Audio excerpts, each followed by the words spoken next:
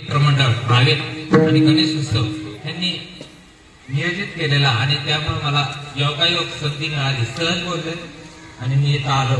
योगायोग सर्वांच्या पुण्यामुळं इथं हजर आहे.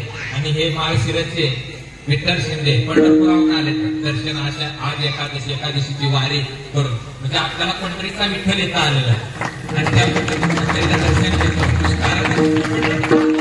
इथं वारी आपल्या रावेतला पहिली वारी झाली आणि उद्या ज्ञानोबा माऊली किंवा तुकोबारायांना भेटतील किंवा नाही भेटतील, पण इथं आपल्या गणपती बाप्पाला भेटायला आले.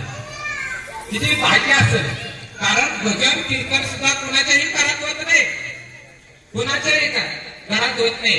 कारण भाग्यवंता घरी भजन कीर्तन पाहे रघुनंदन, म्हणजे भजन कीर्तन पूर्व पुण्य असेल तरच होत असते. पूर्व पुण्य त्याचं पूर्व पुण्य नसेल, पूर्व पुण्य त्याची असेल त्याच्या मुखामध्ये भगवंताचं नाव येतं, राम कृष्ण हरी. कुणाच्याही मुखामध्ये विश्वाच्या पारकात आहे. म्हणजे हे विश्व जरी भगवान परमात्म्याने निर्माण केलं असेल, कारण बघितलं आपण तर गणपती बाप्पाचं डोळं हे दृष्टी निर्मळ आहे, सूक्ष्म दृष्टी, चांगला विचार. डोकं मोठं बघितलं तर काय आहे, शहाणपण आलं पाहिजे, समजूतदारपणा आला पाहिजे. शहाणपण नाही, समजूतदार नाही, भांडणाचे तांता देव येत नाही भांडण करणाऱ्याचे. सासूकडं असं बघायचं, सुनाकडं तसं बघायचं, नको ते नीटच करीना. समजूतदार, शहाणपण हे आपल्याकडे डोकं सोड.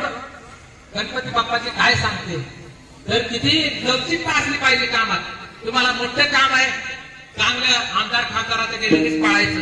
अहो गोरगरिबाचं पण काम केलं पाहिजे. ही लवचिकता त्या सोडण्यामार्फत आपण मोठमोठी झाडं सुद्धा उपटली जातात आणि सुईसारखी सुद्धा लहान वस्तू उचलली जाते. हे लवचिकता शिकली पाहिजे. त्या हाताकडून आपण सज्ज राहिलं पाहिजे शस्त्र घेऊन, नाहीतर काश्मीर पंडित मध्ये बियाण्याला हिंदू ठेवला नाही. त्यामुळं आपण सज्ज झालं पाहिजे. आणि असे अनेक काम आहेत ते सूक्ष्म, चांगला ऐकायचे आणि चांगला आहे ते ग्रहण करायचे, वाईट आहे ते सांगून द्यायचे. हे पोट बघितलं का गणपती बाप्पाचं, एखाद्याचं मोठं पोट असलं तर काय म्हणते ते गणपती काय म्हणतो काम येईल कसं सुख समाधानाचं प्रतीक आहे.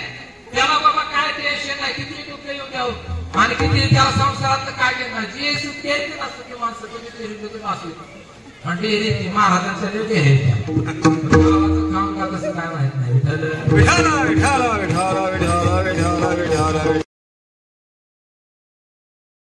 माता म्हणतात तेव्हा तुम्ही काय वाटता, काय वाटता, कारण त्या एकच एवढी तेव्हा नाही.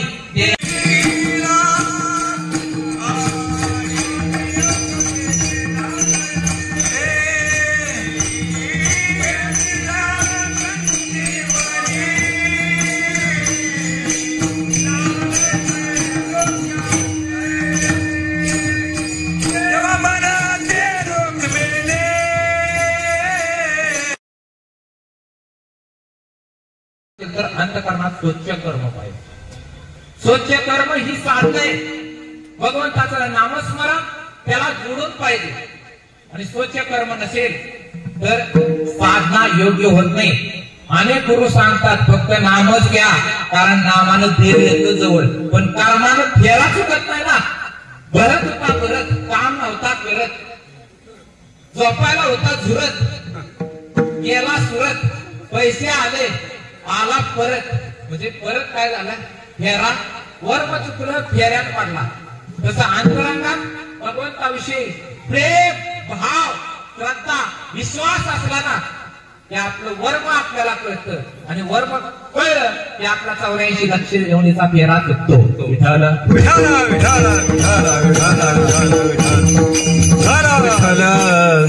ज्याच्याजवळ दया आहे, क्षमा आहे, शांती आहे, तेथे देव वसती करून राहतो. वस्ती वेगळा आणि वसती शब्द वसती आहे. कारण ज्याच्या अंतःकरणामध्ये दया, क्षमा, शांती आहे, त्याच्या घरामध्ये असं घर दाखवा की ही तिन्ही ज्याच्या घरी नांदतात, पावे जाऊन या घरा राहे निवांत धारा. म्हणजे असं जर घर म्हणजे ज्ञान 16व्या वर्षात नको ती कटकय 16 वर्ष डोक्याचं ज्ञानोबाकडून ज्ञानेश्वर केली. छत्रपती शिवाजी महाराजांनी तोरणा काढ धोरण बांधलं वयाच्या 16व्या वर्षी. किती बुद्धिमत्तेमध्ये चातुर्य असेल आणि असली 4 भावंड छत्रपती शिवाजी महाराजांसारखा मुलगा पोटी जन्माला याला सुद्धा काय लागतं? पुण्यच लागतं. पुण्याशिवाय काहीच मिळत नाही. मग पुण्य म्हणजे तरी काय आणि पाप म्हणजे तरी काय? पाप म्हणजे परपीडा. आपण दुसऱ्याला त्रास देणं म्हणजेच एखादी सासूला त्रास देत असेल, एखादी सुनाला त्रास देत असेल, एखाद्या आजूबाजूला त्रास देत असेल, पीडा देणं, पशु प्राण्याला सुद्धा पीडा देणं म्हणजे पाप. आणि पुण्य म्हणजे काय? परोपकार, स्वधर्म. जे का रंजले कांदले त्याची म्हणजे जो आपुले तोची साधू ओळखावा, देव तेजेची जाणावा. संत कसं ओळखावं? कारण आदिशक्ती असणाऱ्या सीतामाईला सुद्धा साधू ओळखता आला नाही. कारण गोसावड्याला ओळखणं फार अवघड आहे. कारण आदिशक्ती असणारे सीता बसती, त्यामुळं कलियुगात असणारे गोंदगिरी यांना सुद्धा अनेक लोक हसतात. त्याचं का हसतात? तर ते माणसं ओळखायला आपण चुकतो. आता ओळखायची तरी कशी माणसं ती? साधं सोपं आहे. एखाद्या तुम्हाला गुलाबाचं फुल असेल, त्याचा वास घेतल्यानंतर गुलाबाचा सुगंध बाहेर निघतो. एखादा झेंडूचं फुल असेल तर त्या झेंडूच्या फुलाचा वास निघतो. इतर अनेक कोणतीही फुलं असू द्या, त्या फुलापाशी गेल्यानंतर फुलाचा वास येतो. तसा राजेश महाराज चाप्टर आहे का, डांबरीस आहे का, फटाळ आहे का, हे कसं कळेल? ते त्याच्या सहवासात गेलं. कसं कळलं? सहवासात केल्यानंतर त्या आतली वलय बाहेर निघत आणि आतली वलय निघाल्यानंतर ही फुगीर आहे का, गर्मिष्ठ आहे का किंवा लोभी आहे का, ते तुम्हाला आपाप कळेल. काय करतो? फक्त वजू वाहण्याचं काम करतो. वजू वाहिली की त्याला काय दिलं? 2 पैसे दिलं, हमालाला मिळालं 2 पैसे. ते हमालाचा जो माल आहे त्याला मुद्दामाला आतला काय मालाचा बेनिफिट मिळत नाही. तसं कीर्तन, प्रवचन, हरिकथा संतांचं ज्याच्या ज्ञानोबा माऊली हृदयात, तुकोबाराया हृदयामध्ये, अनेक सकळ संत हृदयामध्ये. आणि अशानं जर नुसता संसारासाठी बाजार केला तर त्याला फक्त बाजाराचे पैसे मिळतील, पण केलेलं पुण्याचं बळ मिळणार नाही. म्हणून तुकाराम महाराज म्हणतात की तुम्हाला देव आपला साकारायचा तर संत विचारानं तुम्ही जगला पाहिजे, कृती केली पाहिजे. कृती या अंडरलाईन करा. कारण कृती करायला माणसं मागत नाही, आचरण करायला मागत नाही. नुसतं पोपटा आणि राम राम म्हणत दिवसभर बसला, देव मिळत असतं तर साधं सोपं होतं. बघा मी चुरा ठेवून चालत नाही. देव देव करणारी काश्मीर पंडित बघा, चांगले चांगले भगवान महादेवाला पिंडाला ही करत होते, सगळ्याला चांगले शिकवत होते. पण ह्याला ज्ञानाला ठेवून ज्ञानाला. मग छत्रपती शिवाजी महाराज सुद्धा असे कीर्तन श्रवण करत असताना छत्रपती शिवाजी महाराजांनी तुकोबारायांना प्रश्न केला. तुम्ही म्हणता दया, मग मला सांगा आता उद्यापासून मी लढाई करणार नाही, कारण शत्रूला मारणं सुद्धा पाप आहे ना. मग तुकोबाराय महाराज म्हणतात शत्रूला मारणं पाप नाही, कारण अनैतिक वागणं, व्यभिचारानं वागणं, वाईट कृत्य करणं, अशी लोक आहेत ना, त्यांना मारणं ही सुद्धा एक प्रकारची दया आहे. दयेचं दुसरं अंग आहे. आणि कणिर्दलन कंटकाचे, आणि कणिर्दलन कंटकाचे, आणि कणिर्दलन कंटकाचे, आणि कणिर्दलन कंटकाचे. दयातीचे नाव बुद्धाचे पालन, दयातीचे नाव बुद्धाचे पालन, दयातीचे नाव बुद्धाचे पालन, दयातीचे नाव बुद्धाचे पालन. निर्धरण कंटकाचे, आणि निर्धरण कंटकाचे, आणि निर्धरण कंटकाचे, निर्धरण कंटकाचे, कंटकाचे. तर अंतःकरणात स्वच्छ कर्म पाहिजे. स्वच्छ कर्म ही साधना आहे. भगवंताचं नामस्मरण त्याला जोडून पाहिजे. आणि स्वच्छ कर्म नसेल तर साधना योग्य होत नाही. अनेक गुरु सांगतात फक्त नामच घ्या, कारण नामानं देव येतो जवळ, पण कर्मानं फेरा चुकत नाही ना. भरत होता भरत, काम नव्हता करत, झोपायला होता झुरत, गेला सुरत, पैसे आले आला परत. म्हणजे परत काय झालं, फेरा वर्म चुकलं फेऱ्यात पडला. तसं अंतरंगात भगवंताविषयी प्रेम भाव श्रद्धा विश्वास असला ना की आपलं वर्म आपल्याला कळतं, आणि वर्म कळलं की आपला 84 लक्ष येऊनीचा फेरा चुकतो. विठ्ठल विठ्ठल विठ्ठल विठ्ठल विठ्ठल विठ्ठल विठ्ठल. ज्याच्याजवळ दया आहे, क्षमा आहे, शांती आहे, तेथे देव वसती करून राहतो. वस्ती वेगळं आणि वसती शब्द वसती आहे.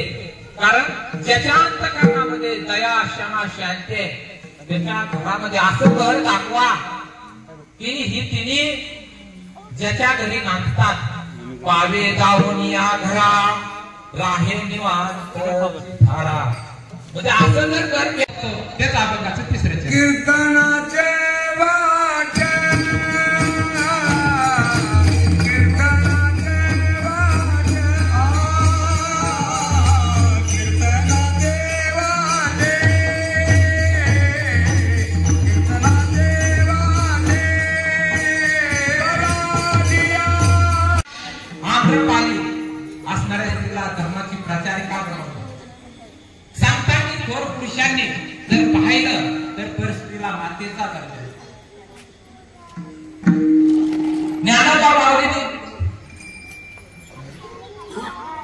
ज्ञानोबा माऊली तर माऊलीच आहे, जगाचे माऊले.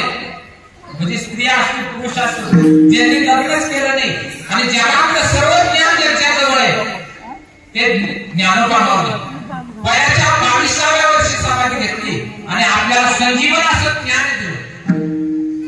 कारण ज्यावेळी ज्ञानोबा माऊली समाधीस्थ झाले त्यावेळी भावंड रडले, यात नवलच नाही.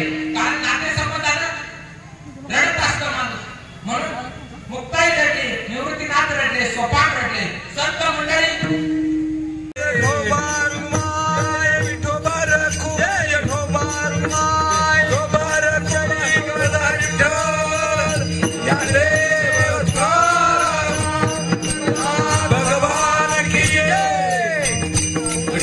शिवाजी महाराज की है, संभाजी महाराज की है.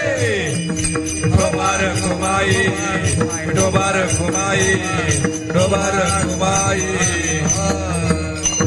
विठोबार घुमाई. आपण अभंगाला सुरुवात करायच्या अगोदरच विठोबा घुमायचा. आता अर्ध्या तासात कव्हर करायच्या आपल्याला. अभंगाकडे तर अजून आलंच नाही, अजून छत्रपती तर आपल्याला आलाच नाही. छत्रपती शिवाजी महाराज तुकोबारायांच्या प्रत्येक कीर्तनाला जात होते. प्रत्येक नव त्यावेळी स्वराज्याचे अनेक कामं करत असताना मानसिक शारीरिक ताण निर्माण व्हायचा. त्यावेळी छत्रपती शिवाजी महाराज तुकोबारायांच्या कीर्तनाला जात, तिथं श्रवण करून परत तिने स्वराज्यासाठी लढा उभा.